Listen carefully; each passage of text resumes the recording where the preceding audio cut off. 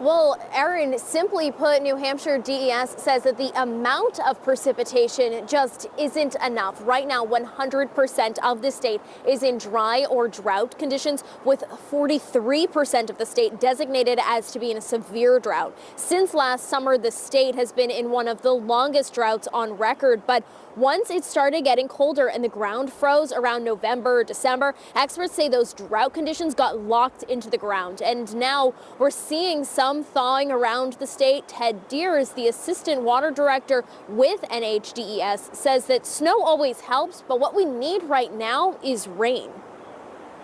One of the things to remember is because it was so cold during January and February, the water content of the snow is actually not where it would normally be relative to the amount of snow that we got. But what we're really going to need in order to sort of pull ourselves back out of the drought is some spring rain. Deers predicts that as the snow melts, about 1 inch to 1.5 inches of water will soak into the ground. Not enough, he says, to really change those drought conditions. Now, NOAA predicts that we will be in dry or drought conditions until at least the end of May. Many times when we talk about the drought, concerns come up about brush or wildfires. Deers tells me that those concerns are really more towards the fall instead of the spring. For now, we're live here in Manchester. Maria Wilson, WMUR News 9.